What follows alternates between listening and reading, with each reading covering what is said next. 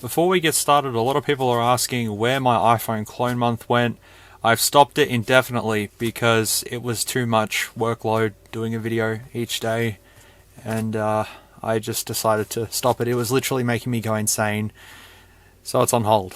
I don't know when I'll get back to it. They're to the side. I know to do them. It's just a matter of when. Just thought I'd let you all know instead of every new video that comes out. People are asking, where did it go? Where did it go? Where did it go?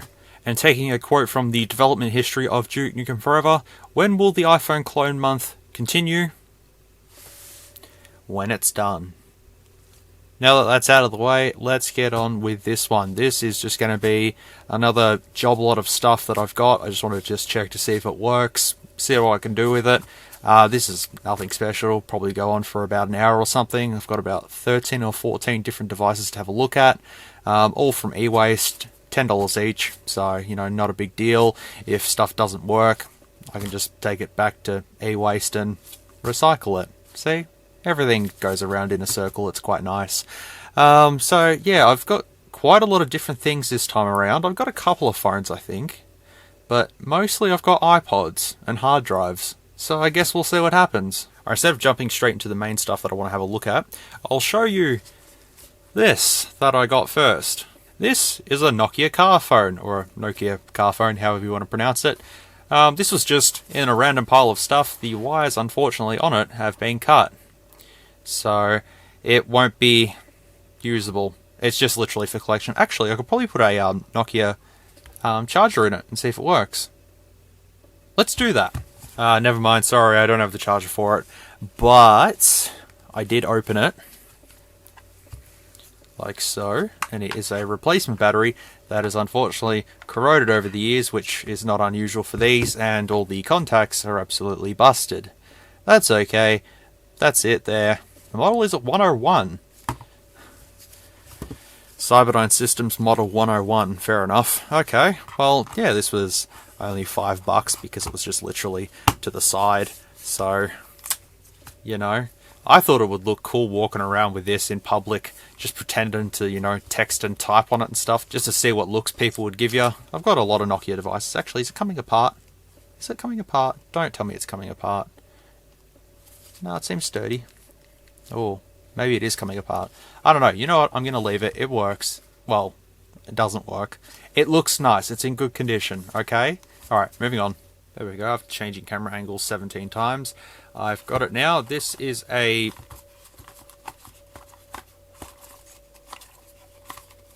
supposed to be a SIM cutter tool. It's not really a great box because it just says it just there. Regular SIM card. Miraco SIM card. Miraco SIM card without metal adapter tray. That's completely fair. For 4S, 5, S3, Lumia. Nano SIM can be used. Wow. Cool. I'll just take it out of the box because it's new and original. Oh, there's something else in there too, I think. Oh no, it came out. No, where is it? There was another piece with it.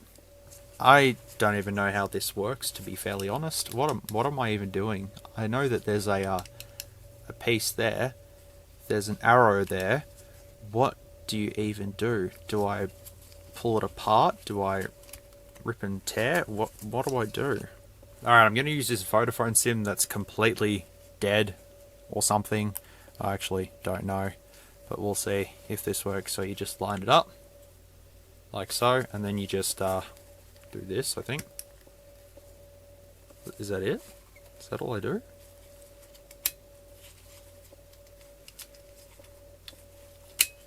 Oh, that was a waste of... I didn't really pay anything for this. Yeah, alright, that can just go straight in the bin, I guess. I have no idea why I picked this up, to be honest. The next item... Wow, doesn't even fit. I will timestamp when I'm actually going to get to the actual devices, but this is a power supply for a computer. This is one of the most notorious power supplies back in the late 2000s, 2008, 2009 sort of thing. MSY, which is a computer store here in Australia, was selling A-Power, Ritmo, and Shaw. All those products, pretty much all from the same company, were making the notoriously cheapest parts possible. The cases were made from basically tin cans. You would cut yourself if you even tried to open one. When I was working in some computer stores back in the day, we always used to get businesses that would come in with these power supplies installed that were completely dead. They were just dead as a doornail, because these things would just blow up just spontaneously, just boop, that's it, because they're just so cheap. But this is a gold label. Where is it? Gold label, just here, gold label. That means quality. There was actually a string of them where they said they were 80 plus certified, but they actually weren't 80 plus certified, and they got in a lot of trouble for that. But Shure, Ritmo, and A-Power do not make products anymore, as far as I can tell. It's now gone to the Rotanium one, I believe. That's the successor to all of it. So when I seen this and opened it up and seen that this was still new in box, I thought this is a bit of a treasure, because a lot of people on Whirlpool, OCAU, and all other forums know about A-Power, Ritmo, and Shure. Most notably Shure. They were the worst, but these are equally as bad.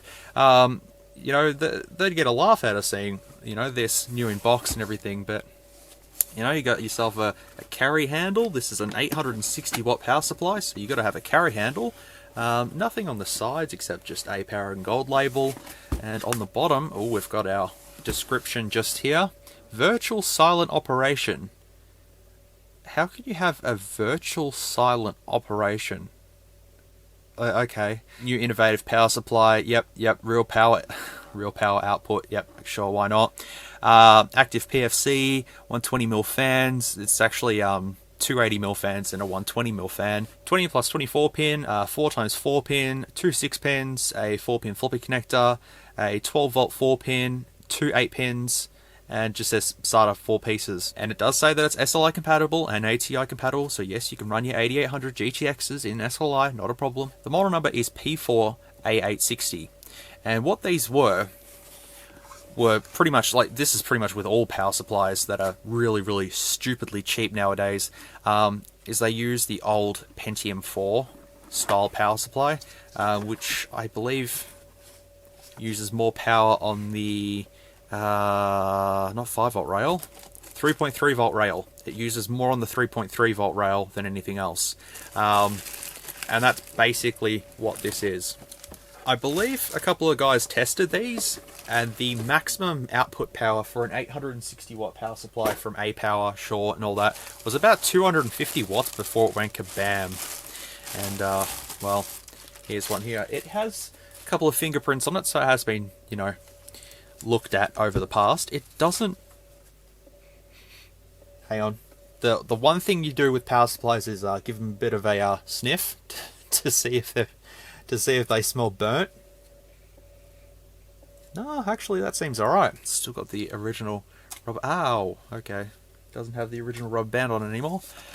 There's the rails there. So 3.3 volts with 47 amps, 5 volts with 50 amps, 12 volt 1 at 17 amps, 12 volt 2 with 19 amps, and then we have our negative 12 volt rail, and we have our 5 volt SB at 3 amps. So it was made January 2009. Time flies by. Now, I could be completely wrong here, but to work out the actual voltage of this power supply, I believe you just multiply the rail by the output, and then you get your results. So 17 times 12 is 204, 19 by 12 is 228, the 5 volt of 50 amps is 250, the 3.3 times 47 is 155, so accordingly this should be an 860 watt unit. But with the history of these things, that's completely untrue. It actually might be a 300 watt, maybe. I mean, this is just a sticker that just says, hey, this box can do this. Just believe it, trust me. Until you try and put a 8800 GT under load and then bang. But yeah, you've got the 120mm fan there. You've got an 80mm at the front there.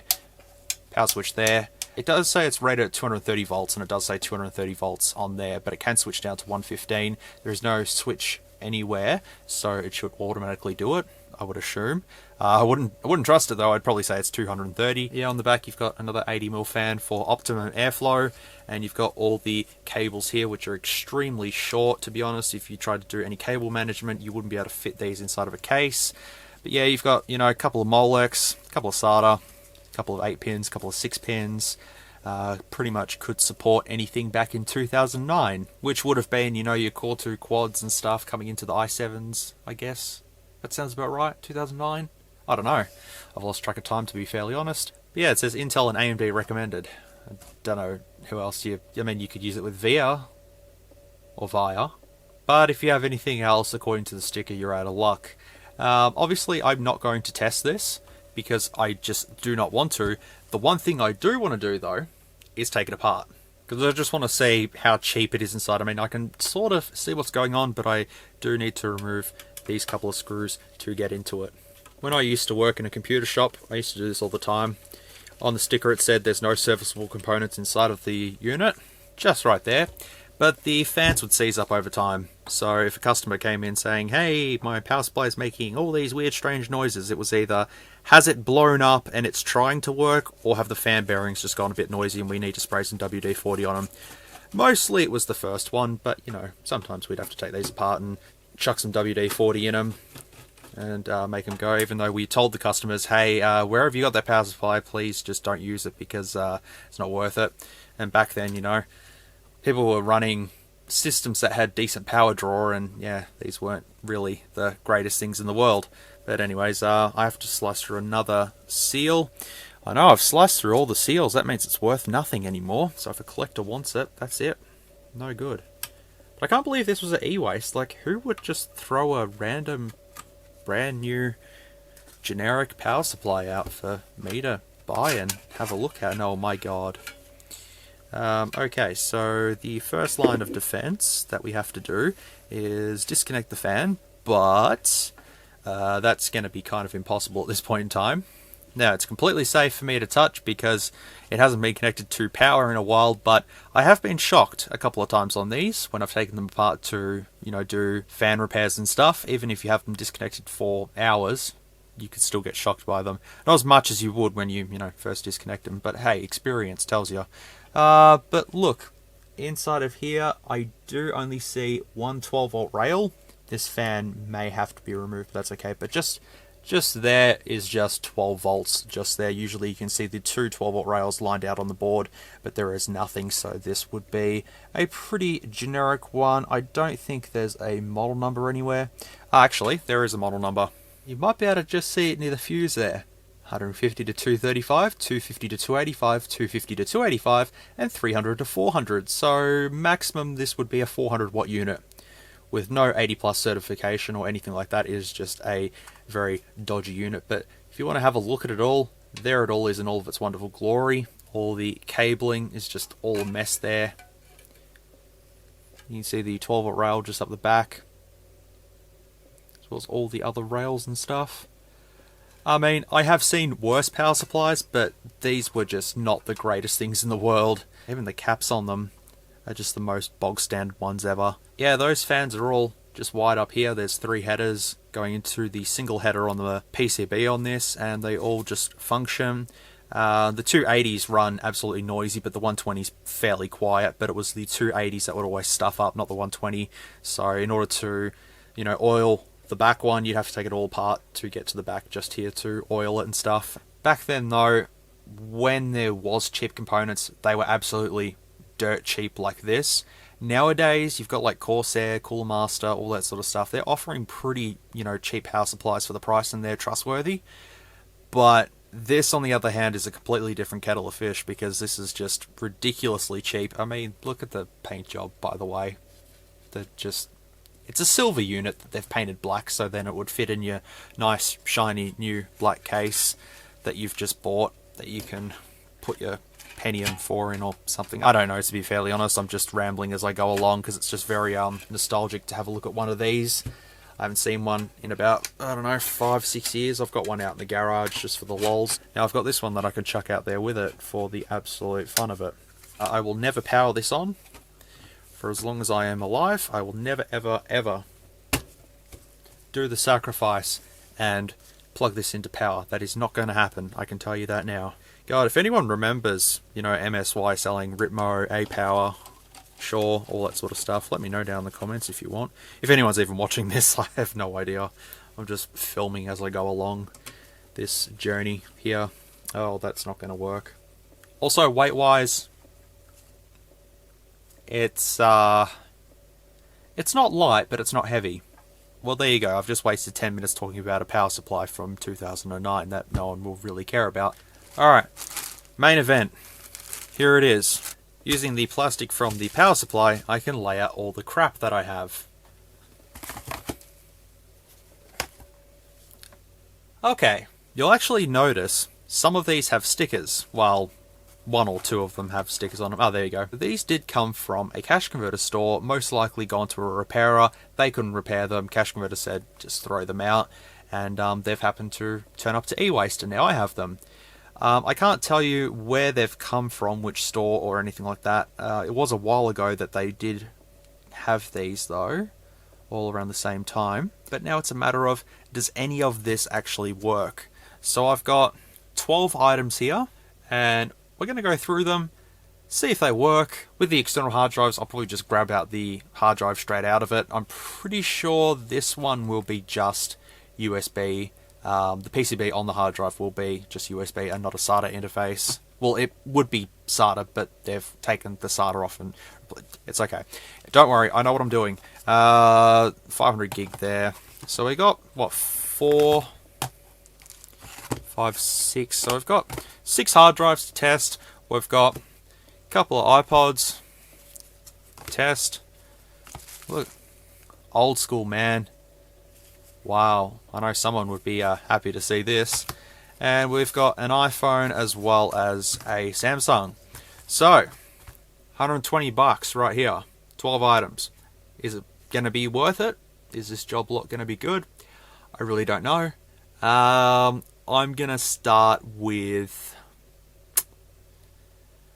I'm going to start with the external hard drives, actually. Also, I'm wearing gloves because, as you can see, a lot of these are, you know, really dirty and dank. Ha ha ha. So I'll just, you know, being cautious. I mean, I don't know where these have been, man. They could have been at the bottom of a barrel full of water, and I've got it now. Hey, this has a trippy case as well, by the way. That's kind of cool. Alright, so I'm going to leave them over to the side for now. This here is a Toshiba 500GB hard drive, so I'm going to plug it into my computer, and we'll just see if it flies, or if it burns, or something. We got a light. Hey, okay. Now, as I mentioned in the last video, if there is any data on these, I am required to wipe them completely. So that's what I'll have to do if any of these work, because I will be repurposing the drives for either data archiving or something like that, depending on the health of them as well. But this one does have some data on it. I'm not going to show what's on there because, as I said, I will have to delete it all. But it is a 500GB drive. Okay, so I do have hard drive Sentinel here. It is unregistered. That's fine. We only need the free version. And I can scroll down to see the status of the hard drive. And it's only been powered on for 7 days with a total start and stop count of 182. The performance is 100% and the health is 100%. So that means we have a 500GB hard drive working. So I will go ahead and format this and put it in the working pile. So that's fairly good. Just a little helpful tip. If you ever get a portable or external hard drive that you're not too sure is working, it's not appearing on your computer or anything, you can go ahead and take it apart, because the actual physical hard drive inside of it should only occupy sort of that much space, and the PCB itself is only just one of these ones. So if we attach that to that, you're looking at about that much room. So I'd say there would be a 500GB there, the PCB just here, and if you don't want to use it as an external, take the casing off, it just pries off, and you've got yourself a hard drive. I remember back in, I think 2008 it was, when hard drives were very costly, but portable hard drives were actually significantly cheaper, so a lot of people would go out and just buy external hard drives, rip the drive out of it, chuck it in their computer because it would save money for some reason. Portables were cheaper than actual brand new internal hard drives. I don't know. But yeah, just a hint, if you get one and you're not sure if it works, you can just pry it open, because that's likely what will be inside, is just that with the PCB attached to it. And then you can just chuck it in your computer, test it to see if it works, whatever. I don't imagine them all to be working. I mean, if they did all work, that would be fantastic, but hey, I'm not going to hold my breath here, because if I did, I'd end up passing out. Alright, so the next one here is a Toshiba one, and it's a 500GB as well with a USB 3 interface, but I'm only going to use it as USB 2.0. I've got a bunch of cables, but it's fine. Got a flashing light. It did just show something on computer. Yep, it just came up. Once again, it does have data on here, so we'll have to delete that. And that is a legal obligation. I have to delete that. I cannot look at it. I mean, I can look at it just here, but I cannot access any of the files. I have to basically delete it straight away, wipe the drive. I use the Ultimate Boot CD, use that and wipe it completely clean to make sure that I destroy every single bit of data on the drive. And that happens with basically every single device that I have. I have to run it through different utilities to completely wipe it and stuff. Just, yeah, it's just a legal obligation. Okay, so coming into HD Sentinel again, coming down, we can see that our Toshiba is a 500GB one. The total start and stop count is 29,000, but it's only been on for 4 days and 7 hours. That's a bit strange, but it's 100% health and 100% performance, so that means that is all good. That start and stop count just doesn't seem right to me, but there you go. But there it is. 500GB, all working. I mean, 500GB drive for $10 isn't too bad, because I can use it for a laptop if I get one, it needs a drive or something, or as I said, data archiving, whatever. There's always a use for them. And this one here is a 1TB one. It's got a bit of gunk on there. Thank you, gloves. Lucky I'm wearing you now, because yeah, you just never know, some sort of thing going around or something like that, making people sick. Better not say too much more, I could get demonetized. Okay, this one we'll go ahead and just plug it straight in. Is there any lights? I can feel it spinning. Okay, and it has just appeared on my computer. There it is there, 1TB, 100% and 100%, 20 days, 4 hours, 419 start and stop counts. That's pretty good. So I would say that this one is working as well, which is quite surprising, to be fairly honest. I thought all of these were going to be completely dead. If this is a 1TB drive just on its own, then I'm going to rip that straight out, I think. If they're 2TB drives, I'll keep as the externals, but if they're 1TB, then I'll probably just use them as internals. The next one here is a Western Digital 500GB hard drive, $45. That's not too bad. It's just USB 2. Look, I haven't had much success with WD drives over the years, so we'll see. We've got a light on there though. I don't feel it spinning. No, it's fine. It's spun up. It's recognized it. There's a problem with this drive. Scan the drive and fix it now. Okay, we're not going to do that. We'll just see what hard disk Sentinel has to say. There is no data on it, which is good. I do love the cool little pattern that they've put on it. Kind of looks like there's a black hole. Ooh. This one is also in hard drive Sentinel as 100% and 100% as well. 174 start stop counts, 25 days, which is perfectly fine. That all looks good. So another 500GB drive to add to the stack of them so far. One problem about this one is that I don't think, putting that on there, I don't know, it might be a drive on its own with the PCB, or it might just actually be a hard drive with the PCB changed to have a USB on the end of it. But I may take that apart though. Alright, 4 out of 6 ain't bad. Let's keep it going with a WD... I actually don't know what this is. Judging by some of the numbers, I could say it's probably a 1TB. But we will see. We'll see what happens. If it's a 2TB, I'd be happy. We got a light. It's spinning up. Okay, it's just appeared in Windows, so that is all good. Alright, here it is here. It turns out that it is a 2TB drive, 100% and 100%. It has been powered on 9 times, and the power on count doesn't even register. So basically a brand new 2TB hard drive. I mean, what does Smart say? Smart attributes are all okay. Just got a external 2TB hard drive. Which, this would probably be one I'll use, to be honest. Not too bad. We've got a 2TB, a 1TB, a couple of 500s. So the last one here is a... I'd say by the numbers of 500. No, actually. Wow. That's using a bit of an old interface there. Holy moly. It's surprising I don't have many mini USB cables lying around anymore. Oh well. Anyways, let's try this again. So I'm hearing nothing. Okay. Spinning up. Lights flashing. Okay, it just came up and it says USB device not recognized. Now it's just powered off. It's still... Oh! It's disconnecting and reconnecting. Okay. So I have a feeling that this one is the actual PCB's gone. It could be just this cable, but for the whole sake of it, let's just say that the PCB's dead on this one. So we're going to take this one apart. Now, if we grab a 2.5 and just chuck that on top, there should be enough room for a hard drive as well as the PCB. This one's probably a flat one, like so, instead of one like so. Now, to get into these is a bit of a bitch. Just know that if you're ever going to take apart a portable hard drive, you will never ever get it back 100%, like clicked back in, because there's a bunch of clips that hold everything down, and actually that came off quite clean. Never mind, just ignore what I just said. Actually, if you're actually thinking about taking one of these apart, just be careful. Oh, that's only a 320 gig. Oh, wow. Okay. Well, that's not really worth much. 2010.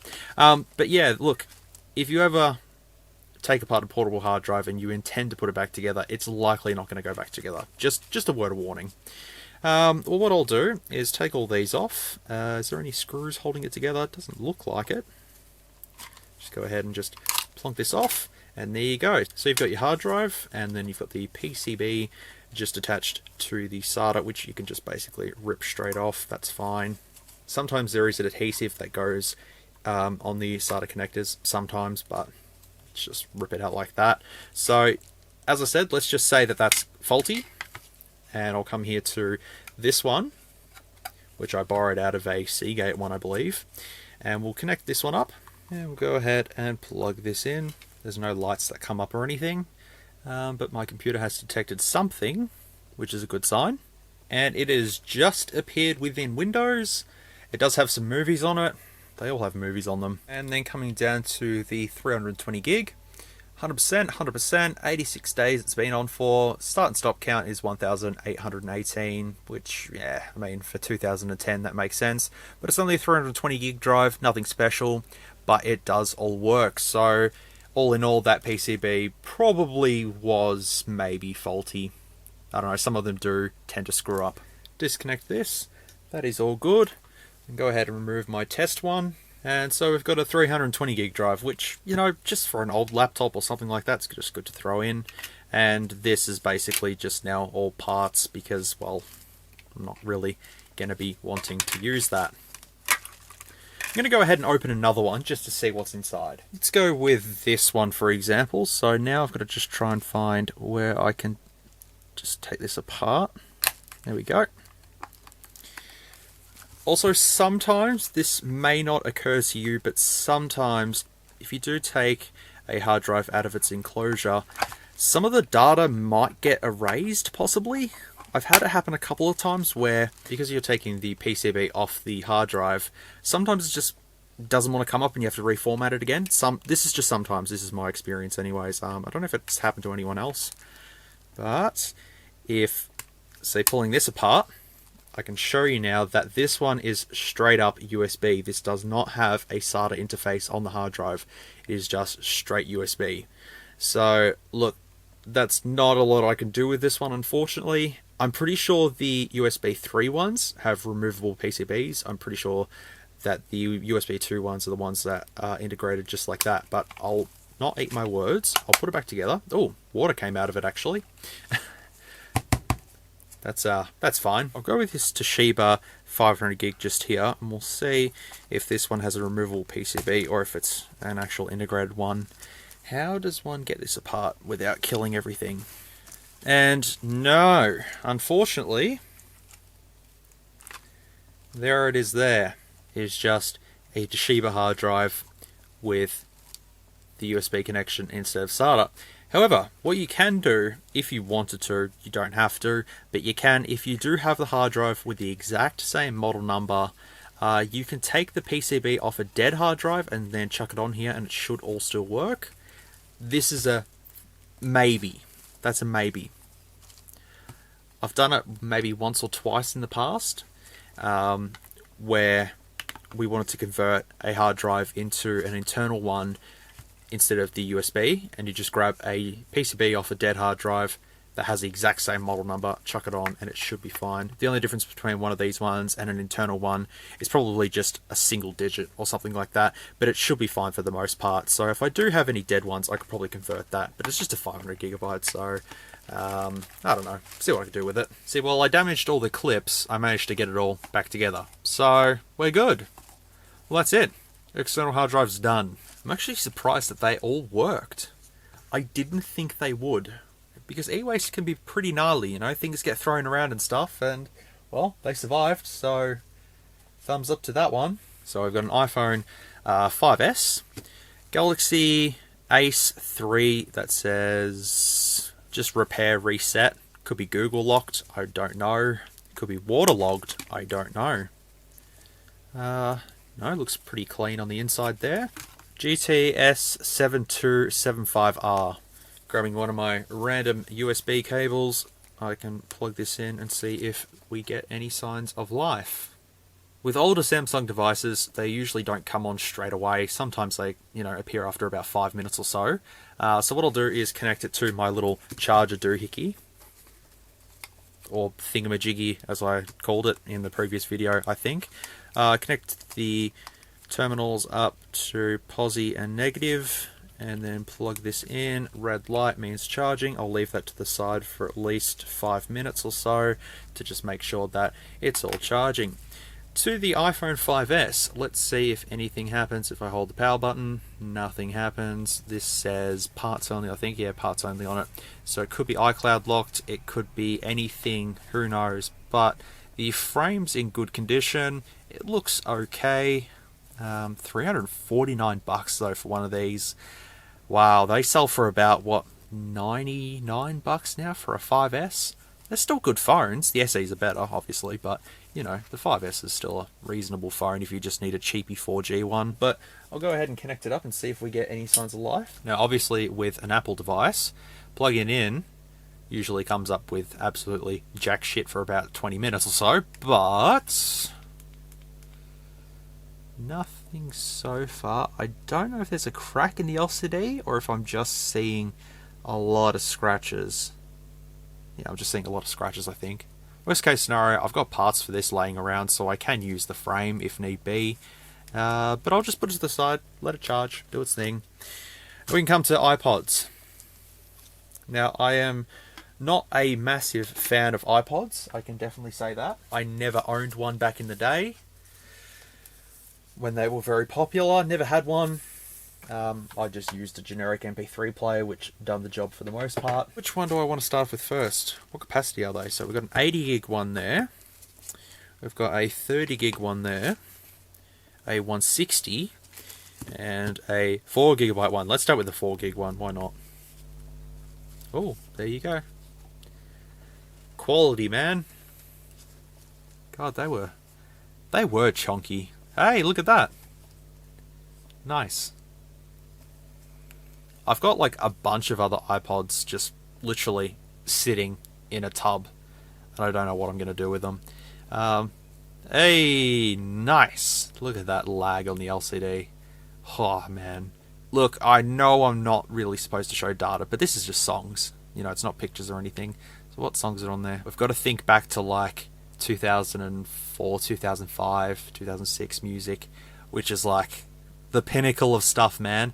Let's see what artists are on here, see if I can recognize any of them. Oh, 2 Chainz, 50 Cent, yep, Adele, A$AP Rocky. Okay, so they could have been using this recently, maybe, possibly.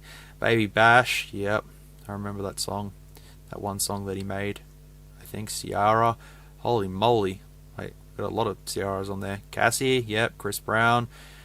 Bunch of Chris Browns, Calvin Harris, Drake, David Guetta, or David Guetta, whatever you want to pronounce it. Future, Flowrider, Fergie, Havana Brown, Imagine Dragons, Junior. Oh, Junior. I know that. Jamiroquai, Janet Jackson, lol.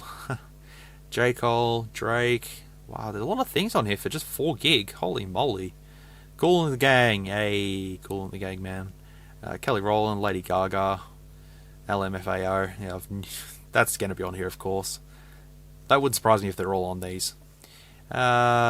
Mario, not that Mario, Mary J. Blige, Michael Jackson, Macklemore, or Macklemore, however you want to say it.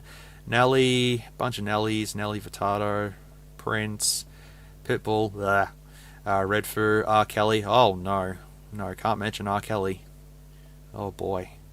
Well, there's no like emo music on here, which would have been cool to listen to. Oh well. Oh, this is the Verve on here, which is probably Bittersweet Symphony. Is it? No. Wow. Okay. It's strange. Tim-O-Matic. Oh, I remember him. Timmy Trumpet. Yep. Okay. Well, this one works. So it probably will hold charge. I don't know how long for though. But what model is this? Is this the first Nano? I don't know. As I said, my expertise is not in iPods. That is for another Australian bloke who knows about iPods. I am not that bloke. Sorry. I have no fucking idea what I'm on about here. But yeah, that's cool. It's a little bit dinged up. Especially just there. It's hard to see, but it is a little bit dinged up on the aluminium frame. But you know what? It works. And I don't have one of these. So, goody. Alright, obviously the 160 is probably going to be the most valuable. And I don't think it'll work. So we'll go ahead and try the 30 gig one. Plug that straight into power with its groovy case on it. See how dirty it is though. Please wait. Very low battery. Maybe you can see it if I just use a bit of a clean there. There you go. Please wait. Very low battery. Nothing with the 5S as of yet. It may need a battery. Let's try the Galaxy Trend or whatever it is. See if that powers on. Vibrated. There we go. Beautiful. So I'll get my charger. Chuck that in. I don't think I have any of these laying around, parts-wise. Optus locked. Actually, it could be unlocked. I don't know. Yeah, I don't have any other parts laying around for this, I don't think. So hopefully it all works. We'll see. If there's any information, I'll blur it out, of course. No.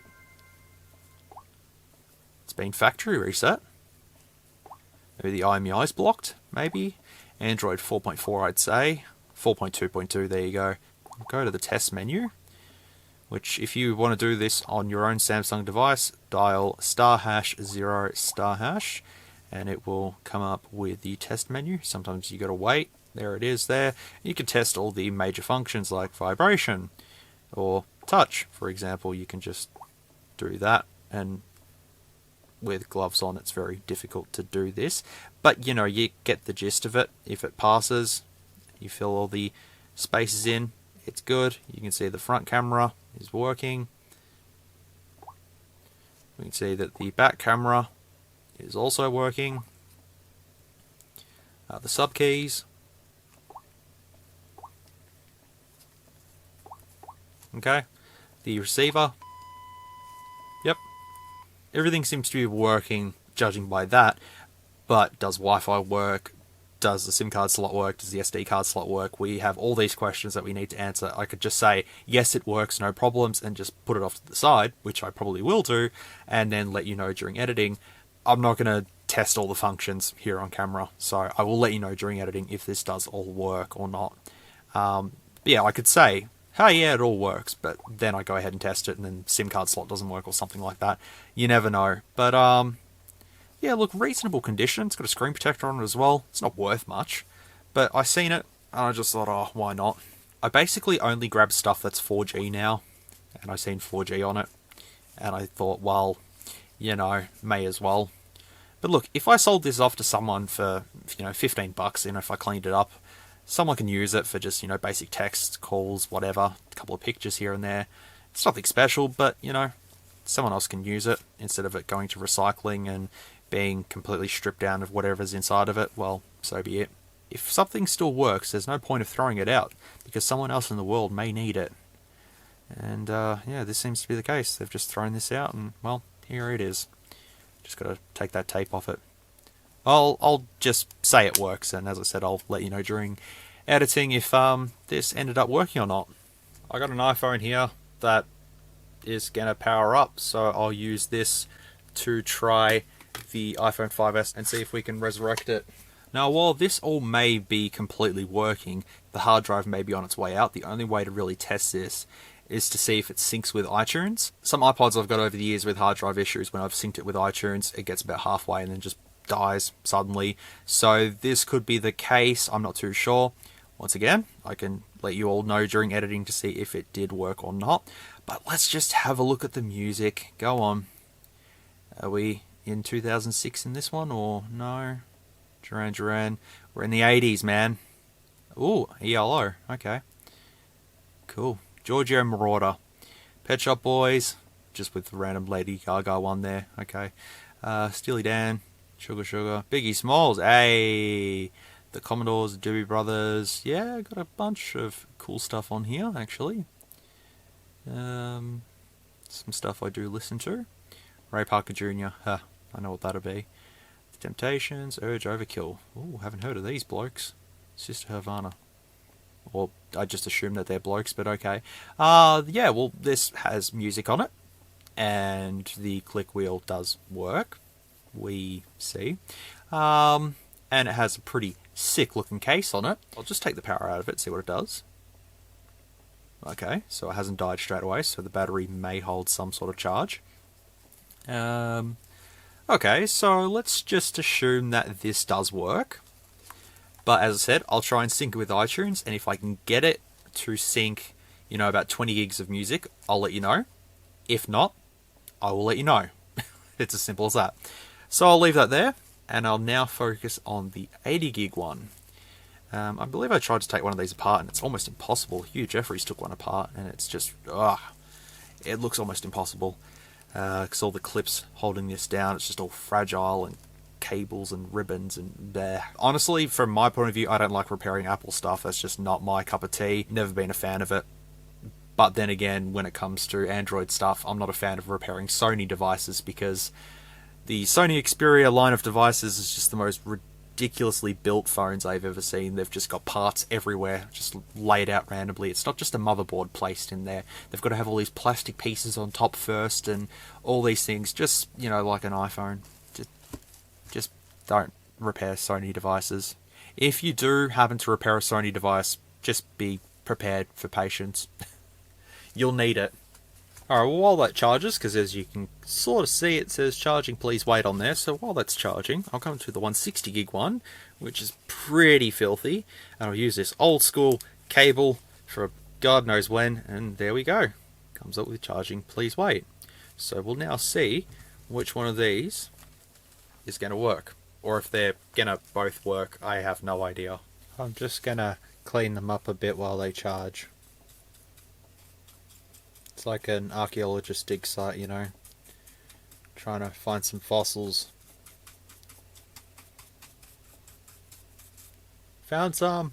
We found 2 iPods under all that dirt that I've just brushed onto this plastic piece that I need to throw out.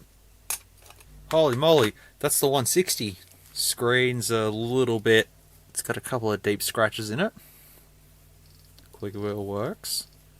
Yep, okay. This belonged to Sylvester. Well, Sylvester, why did you throw out your iPod? Or sell it to cash converters? Probably just needed a couple of bucks for something. Yeah, there was usually games on these.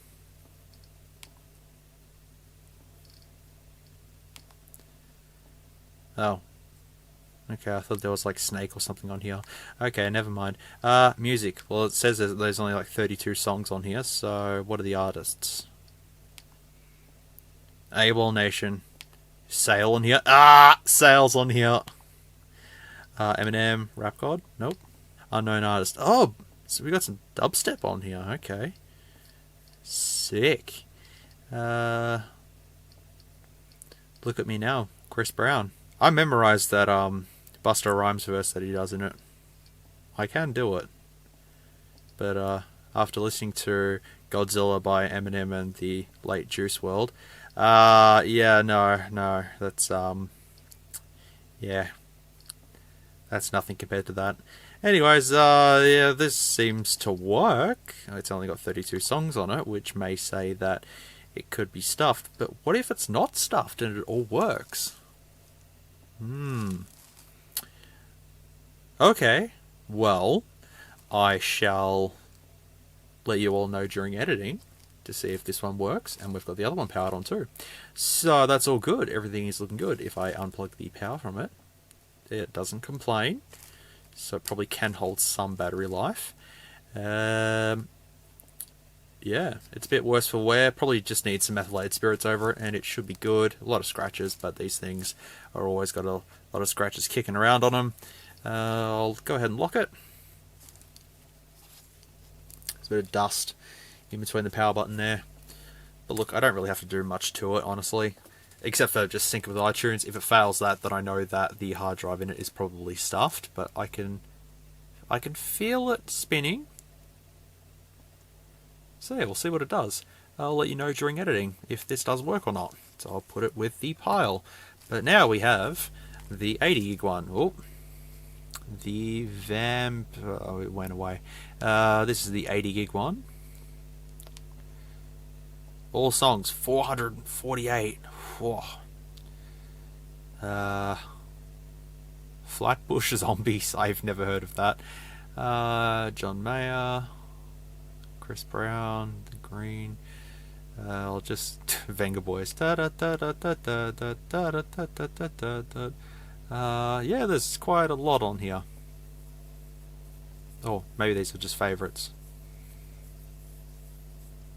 Wait, I went to albums. That's probably... No, I went to artists. Oh, there we go. Okay, I'll just have a quick squiz through here. Yeah. Let's just assume that this works as well. Let's just say, yep, this works. I'll take the charger out. No battery life remaining, but it's not complaining, so it may still have some battery life in it. So, 4 iPods that seem to work. I hope they do all work and sync with iTunes, but I'll do all that off camera and just, yeah, let you all know. Okay, I have a iPhone here that has a battery that seems to work, I think. Alright, I'll let that charge as well. So we'll focus our attention on this here. The screws are actually missing from the bottom of it. So I can just carefully... where's my suction cup gone? So I can go ahead and take it up ever so slightly. The screen could be busted. Who knows? Anything could be wrong with this one. But we'll just see if there's any damage inside of this. Okay. So there's no little bracket on the home button flex. So someone has been in here, and lifting it up shows that the battery in there looks a little bit iffy. Looks like it needs to come out. Also, the top plate for the LCD and stuff is missing a screw. Not a good sign. Is there any water damage? Doesn't look like it. I'm going to take out the battery because it feels really iffy.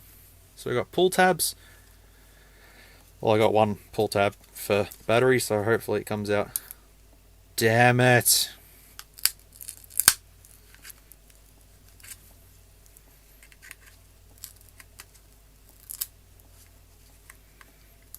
I've got many iPhone 5S's laying around, so it doesn't really matter if the battery is damaged in the process. I mean, even if this works or doesn't work, it really doesn't matter. Alright, ripping out the battery shows that there is absolutely no way that I was ever going to get those pull tabs out. Yeah, so I've got a display from another iPhone, and I've got a battery from another iPhone. Oh wait, hang on. Is that the right one? Yeah, that's the right one. Okay, so I'll go ahead and just put this in here. I'll put these all back on. Alright, so we'll go ahead and plug this in, and we'll see if anything comes up on the display.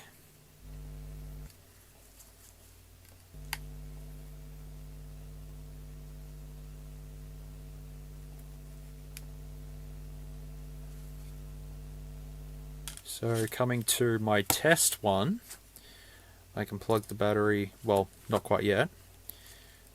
Oh, actually I've just noticed that the black pieces just from there on this one is missing. So that's probably a indication that this motherboard might be completely cooked. But I just want to see if the display works. Okay, the display works. So that's worth it. Because I think it's a genuine one. I believe so. Maybe. The touch may or may not be dead. I mean, I am wearing gloves, so it may not be working, or I haven't connected it properly, or I need to put the plate back down for it to work properly. But otherwise, the battery is working, so... actually, why don't I try the battery from this one? Oh, I'm not going to be able to do that because the touch is iffy. Oh yes, all the lines are coming up, so yeah, I've got to screw it back down for it to probably work. That's fine. I'm going to try this dodgy ass battery in here and just see what it does. If it doesn't blow up. I have a feeling the motherboard's dead. Oh well. So now it's a matter of, do I write this one off, or do I keep trying? What I might do at this point in time, because I've filmed 2 hours worth of footage, I'm going to stop here. I'm going to try and take the board out, maybe put it into another frame or something like that. I don't know. See if I can do anything, and then finish off this video at another point, because I've filmed enough, I think. I'll go ahead and do a couple of things. I've still got that plugged in for no particular reason. Just ignore that I ever did that. And we'll jump cut through a couple of days and see how things are going. Alrighty, so it's been a couple of weeks since I was last filming the job lot. I've went through everything, I've assessed everything, and so now I'm here with the results of how everything went. First of all, the iPhone 5. It's dead. I changed the LCD to another one to make sure it wasn't the screen. It wasn't, because both of them work perfectly fine. So I changed the battery. Battery works perfectly fine. The battery inside of it was working fine. No issues with that. So what I found was that around this area here where all the flex cables connect on my test iPhone 5S here, so this little black piece around the motherboard just there. Whereas on the one that I've got here, it's all exposed, which means that a repair was likely done on it at some point in time. It probably didn't work out, and thus why it was thrown out. That battery does work, by the way. It is a little cooked looking, but no, it does work. It does actually work. This motherboard, unfortunately, is completely dead. I tried connecting it to iTunes as well to see if it was something to do with that, and unfortunately, nothing worked. So this is a write-off, but then again, it's only an iPhone 5S. It's nothing special. These are worth practically nothing nowadays anyway, so that's that one out of the way. The positive notes is that I got another housing, I got a screen, I got a battery, I got a couple of things, so it's not too bad if I get another 5S that I need parts for, so I'll just put these in the iPhone 5 parts pile wherever I have that. Next up for final assessment is the power supply, which is now in my garage with the rest of the power supplies. I haven't tested it. I said I wouldn't, so it's now sitting out there, and I will never test it. It's in its box, and that's the way it's going to stay. The next one is the Nokia phone, which at the start I actually said the cables are cut here. No, that was incorrect. It turns out that this here is all the contacts for where it would dock somewhere, like in a car or something like that. It would dock there, and you'd be able to use it. So all of these are just corroded. That's it. They're actually not wires. They're all just corroded because of the battery leaking and all that sort of thing. In saying all that, I still couldn't test this, so it remains just as a collectible sort of thing. Still pretty cool though. The Samsung Galaxy Ace worked absolutely perfect with no problems whatsoever. I tested it, it was unlocked, it was ready to go, and I've since moved that on, and I ended up getting $30 back for it, so I think that's pretty good. It was in reasonably good condition, as you've seen, and once I cleaned it all up, it looked really good. Battery life was still good on it. It is still a half reasonable phone for someone who just wants to make, calls and texts and all that sort of thing. It does have 4G, and it's a basic Samsung phone. But, you know, it was good that it all worked. The next thing I'll touch on is that SIM tool cutter thing. Just, no. That's just gone now. Because that would just, no. Just no. Next up are all the hard drives. After wiping all of the drives of their data, I was able to test them all properly, and every single one functioned absolutely perfectly fine. So out of all of those drives, only one I was able to actually remove and use that as an internal drive just by itself without the enclosure. The rest of the drives are all the ones that have the USB PCB on the actual hard drive. The 3 500GB ones that were left over, I ended up getting rid of them for $10 each because they're not worth much more than that. And honestly, what was I going to do with them? I ended up keeping the 2TB one and the 1TB one for data archiving. I'm very OCD about data backup, and I have my server with my data on there. I have my main computer with my data backed up on several drives, and now I've got these ones to just back up any additional data if I need to. They're quite good to have a 2TB one and just a 1TB one, so they're very, very good to have, very handy, and as I said, after wiping them completely clean and running a couple of tests to make sure there was no reallocated sectors or any drive head errors or anything like that, everything was all good. So these two drives are perfect. So I'm very happy with that. Then the last thing that we have is the iPods. First one, which I might have called it an iPod Nano. It's an iPod Mini. I know someone out there is going to hate me for that. Can't even identify an iPod properly. Oh well. 4GB. This does have a micro drive inside of it, and it turns out that this all works. I connected this to iTunes and synced up about 3 point something gig of music to it, and it was absolutely fine. It didn't mess up, it didn't come back with any errors or anything like that, and all of the music is on there. It's just not charged at the moment. But battery life on this seems to be working perfectly fine, because after I'd synced it with iTunes, I left it, and then probably a day or so later, I actually just pushed one of the buttons and it was still on. So this is all working. Well, it's probably not that super collectible, and it's got a massive dent just smack bang right there. It's still good to just have this, I guess. I don't know. It's blue. I don't know what I'm going to do with a blue iPod. Hey, DankPods, do you need a blue iPod? Because I don't know what I'm going to do with it. With the iPod Mini in diagnostic menu, I can come down to I/O and select the hard drive, but every time I go to scan the hard drive, it comes up and just reboots. That's basically it.